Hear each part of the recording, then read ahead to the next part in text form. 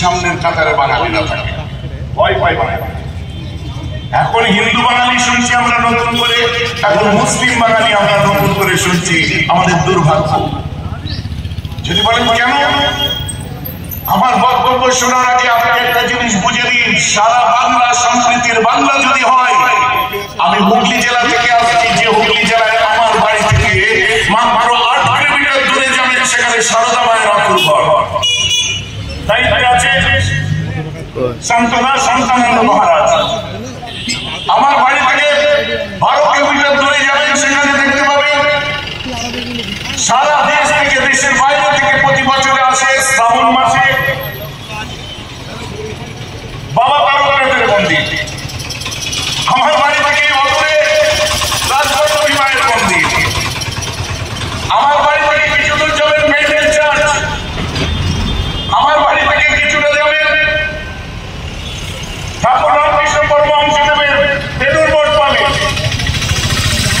আবার আমার ওখানেই দেখবেন মুজাদ্দেদে জামান দাদা হুজুর শুয়ে আছে, ওখানে সুফি আব্দুল মোমেন শুয়ে আছে, ওখানে শুয়ে আছে বড় বড় আমার 5 পীর শুয়ে আছে।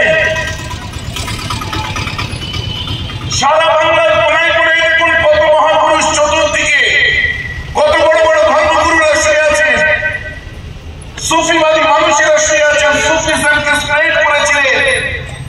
প্রেম ভালোবাসা কাকে বলে, মানবতা কাকে বলে, মানুষ মানুষকে ভালোবাসার নতুন চিত্র তারা তুলে ধরেছিলেন, যে না আমরা একে অপরের পরিপূরক, প্রতিটি মানুষ তুমি তোমার প্রথম পরিচয় আসো, তুমি মানুষ, তারপরে তোমার আত্মিক পরিচয় হচ্ছে তোমার ধর্ম।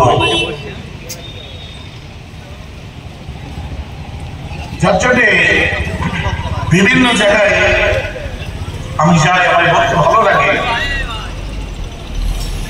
যে আমাদের যে বৈচিত্র্য, বাংলার বৈচিত্র্য, বাঙালিদের সেই যে পুরাতন ভালো লাগা, ভালোবাসার জায়গা, সেই ঐতিহ্য কোনোভাবেই যাতে না নষ্ট হয়ে যায়, বিভিন্ন জায়গায় আমরা সেই কথাই বলি।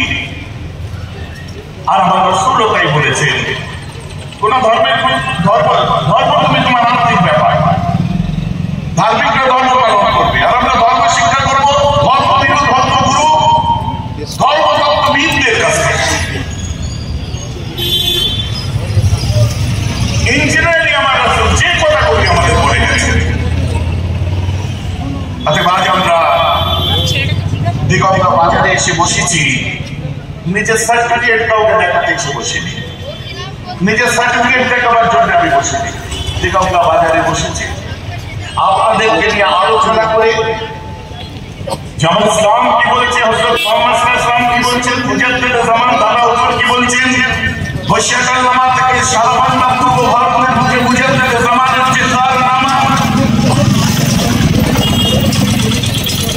সেই কারনামা আপনাদের সামনে একটু তুলে ধরা, অ্যাক্টিভিটিসগুলো আপনাদের সামনে তুলে ধরা, আর কিছু নতুন করে আর শোনার কিছু বাকি নেই। আর মাথা থেকে বার করতে মুসলিমদের একটা কি হচ্ছিল না, মিলাদুন নবী হচ্ছিল, মিলাদুন নবী সভা। যেহেতু আল্লাহ কোরআন পাকে বলেছেন নবী হচ্ছেন সবার, ডিজাইনার যারা আছে, ফরওয়ার্ড যারা আছে, মুহাম্মদ সাল্লাল্লাহু আলাইহি ওয়াসাল্লাম তাকে যারা ফলো করে তারা মন দিয়ে বসে শুনছে।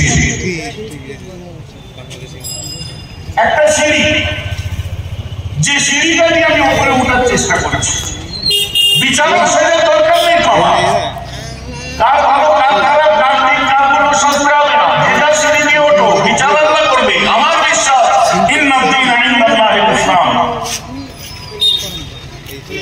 কারো বিশ্বাস সধর্মী ধর্মের ছিল। আমার মনে পড়ে যে আমি আজকে বহুদিন আগে কলকাতার মহাজনে একটা প্রোগ্রাম হয়েছিল, ইন্টারফেথ অ্যালায়েন্স ছিল, সর্বধর্ম সমন্বয় করেছিল। জামিয়াতুল উলামায়ে বাংলা আসামের পক্ষ থেকে আমাকে দাওয়াত দিয়েছিল। আমার খুব প্রিয় মানুষ মিসেস সিনহা শিশু,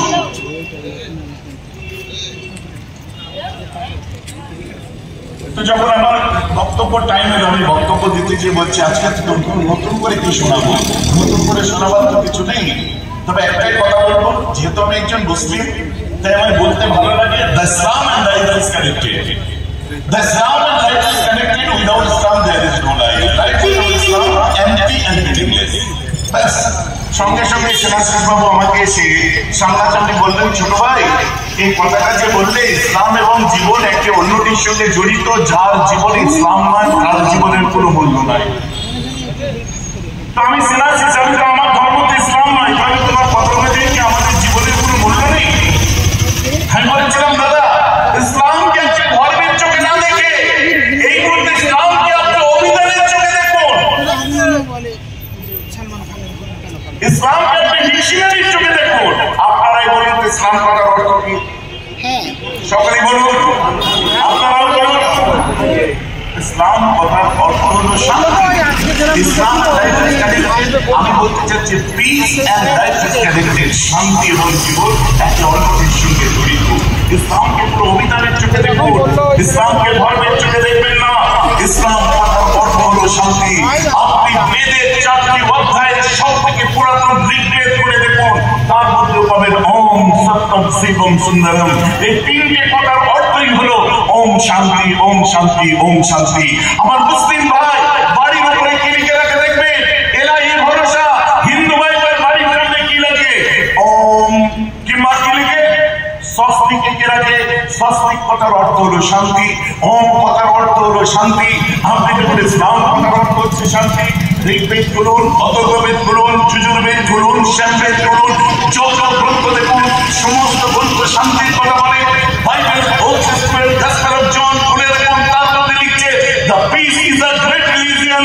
শান্তি তো মূল ধর্ম, মহান ধর্ম। আমার ইসলাম কথার অর্থ হলো শান্তি। আমি ধর্মের পেছনে পেয়েছি, কিন্তু আমার ধর্মের অর্থ হচ্ছে শান্তি। অতএব আপনি হিন্দু হন, মুসলিম হন, বৌদ্ধ হন, খ্রিস্টান হন, ইসলাম কথার অর্থ হচ্ছে শান্তি। পৃথিবীর সব ধর্মই শান্তির কথা বলে।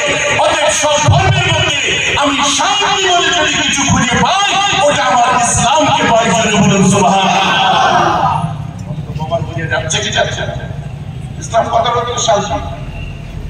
এত অশান্তি কিসে? এত দ্বন্দ্ব কিসে? এত বাড়াবাড়ি কিসে?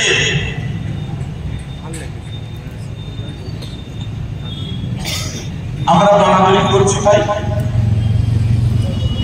আমরা দ্বন্দ্ব করছি তাই। অতএব আমরা এখানে বসেছি সবাই মিলে সে শান্তির কথা, এখানে অশান্ত মনকে শান্ত করতে বসেছি। এটা মনের স্নিগ্ধতা, একটা ভালো লাগার বিষয়। আচ্ছা, আপনি ইয়াং ইন্ডিয়া করে দেখুন, বাপু মহাত্মা গান্ধী মহাশয় তিনি কি লিখছেন, আপনি বিমলেন্দ্র শাসমল কি লিখছে দেখুন, মিস্টার সুধীর মিত্র কি লিখছে দেখুন, সাউথ আফ্রিকার ডারবান থেকে মুসলিম নেশন পত্রিকায় কি লিখে হচ্ছে দেখুন। বাঙালিদের অহংকারে বুক ভরে যাবে।